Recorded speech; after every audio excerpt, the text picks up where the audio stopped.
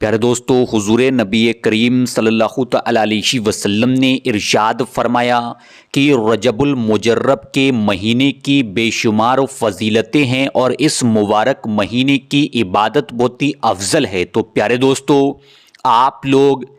رجب المجرب کے اس بابرکت مہینے کی 13 تاریخ کو قرآن کریم کے اس پیارے سے کلام کو پڑھ لیتے ہو تو انشاءاللہ تعالی اس مبارک مہینے کی فضیلت اور برکت سے آپ لوگوں کے زندگی کے تمام جائز مقصد پورے ہوں گے، زندگی کی تمام جائز خواہشات پوری ہوں گی،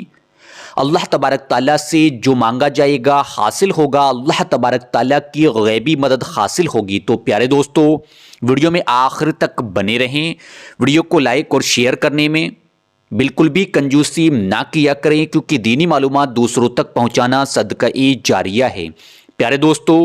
ہم جیسے گناہ گاروں کو تو چاہیے کہ ہم لوگ رجب المجرب کے اس بابرکت مہینے میں زیادہ سے زیادہ عبادت کریں، قرآن پاک پڑھیں، کلمہ شریف پڑھیں، اللہ تبارک تعالیٰ سے اپنے گناہوں کی توبہ کریں۔ اس کے ساتھ ساتھ ہم لوگوں کو چاہیے کہ ہم لوگ زیادہ سے زیادہ توبہ استغفار کی تسبیح اور درود پاک کی تسبیح اس مبارک مہینے میں پڑھیں۔ پیارے دوستو، کیونکہ آج کے اس دور میں ہر ایک انسان پریشان ہے، جس کو دیکھا جائے کسی نہ کسی پریشانی کی گرفت میں ہے۔ ہم لوگوں کے حالات ایسے ہو جایا کرتے ہیں کہ ہم لوگ اپنی پریشانی، اپنی مشکلیں، اپنی مصیبتیں کسی کو بتا بھی نہیں پاتے ہیں۔ تو کوئی شخص رزق میں بے برکتی کو لے کر پریشان ہے کہ اس کے رزق میں برکت نہیں ہوتی، اس کے کاروبار میں برکت نہیں ہوتی، اس کی دکان نہیں چلتی، اس پر کسی نے جادو ٹونا کر دیا، نظر بد کا شکار ہو گیا، دکان پر بندشیں لگا دی، جیسے ہی کاروبار چلنا شروع ہوا دشمن پیچھے لگ گئے، دوست دشمن بن گئے، دشمن اس پر جادو ٹونا کیا کرتے ہیں، اس کے زندگی کے کچھ اہم مسئلے ہیں، کچھ کام ہیں رک گئے ہیں، کوئی قرض کے بوجھ کے تلے دبا ہوا ہے، کسی پر مقدمے چل رہے ہیں، کوئی لڑائی جھگڑوں کی وجہ سے پریشان ہے، کوئی شادیوں کو رکاوٹوں کی وجہ سے پریشان ہے، کوئی رشتے نہ ملنے کی وجہ سے پریشان ہے، کوئی گھر میں بیماری کی وجہ سے پریشان ہے، کوئی حسد کی وجہ سے پریشان ہے، کوئی اپنے دل میں یہ خواہش یہ تمنا رکھتا ہے کہ اس کے پاس مال و دولت ہو، رزق میں برکت ہو، اچھا گھر ہو، اچھی گاڑی ہو۔ تو پیارے دوستو، آپ لوگوں کو چاہیے کہ آپ لوگ رجب المجرب کے اس بابرکت مہینے کی 13 تاریخ کو قرآن کریم کے اس پیارے سے کلام کو کچھ اس طریقے سے پڑھیں۔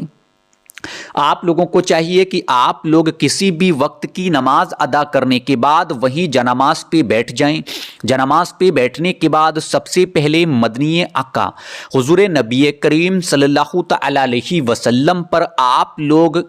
3 مرتبہ درود ابراہیمی پڑھیں۔ درود ابراہیمی، جس کو نماز والی درود پاک کہا جاتا ہے، آپ لوگ پڑھ لیں۔ جیسے ہی درود ابراہیمی آپ لوگ پڑھ کر فارغ ہوں، یا جو بھی چھوٹی سے چھوٹی بڑی سے بڑی درود پاک پڑھ کر فارغ ہوں، اس کے فوراً بعد ہی آپ لوگ ایک تسبیح اس پیارے سے کلام کی کچھ اس طریقے سے پڑھیں۔ بسم اللہ الرحمن الرحیم،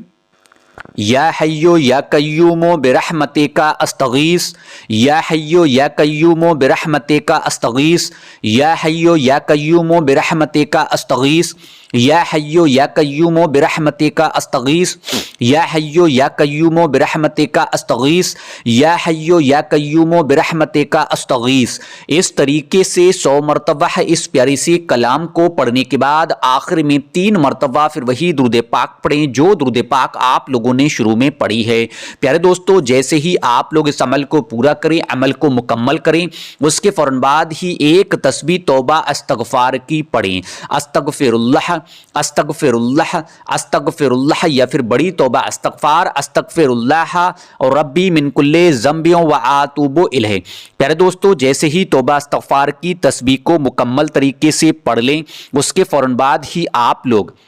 اللہ تبارک تعالیٰ کی بارگاہ میں دونوں ہاتھوں کو اٹھا کر رو رو کر عاجزی ہو کر انکساری کے ساتھ دعا کریں، دعاؤں کو رو رو کر کریں، دعاؤں کو گڑ گڑا کر کریں، دعاؤں کو عاجزی ہو کر کریں۔ پیارے دوستو، مجھے امید ہے عمل کا طریقہ سمجھ میں آ گیا ہوگا۔ تو پیارے دوستو، آپ لوگ توبہ استغفار کی تسبیح کو روزانہ پڑھنے کا معمول بنا لیں، کیونکہ توبہ استغفار کے بارے میں کہا جاتا ہے کہ اگر کوئی شخص روزانہ توبہ استغفار کو پڑھنے کا معمول بنا لیا کرتا ہے، اگرچہ اس کے گناہ समुद्र के झाग के बराबर भी होंगे तो अल्लाह तबारक ताला उनको भी माफ फरमा देगा। उस शख्स को ऐसी जगह से इतना रिस्क, इतनी मालो दौलत अता करेगा जो उसने कभी सोचा भी ना होगा। तो प्यारे दोस्तों, आप लोग इस अमल को खुद भी करें, वीडियो को लाइक और शेयर करें। अब मैं आपसे जाने की इजाजत चाहता हूं। इंशाअल्लाह ताला रात को 9:30 बजे मुलाकात होगी एक और खास वीडियो के साथ। जब तक के लिए दुआ में याद रखिएगा। अल्लाह हाफिज।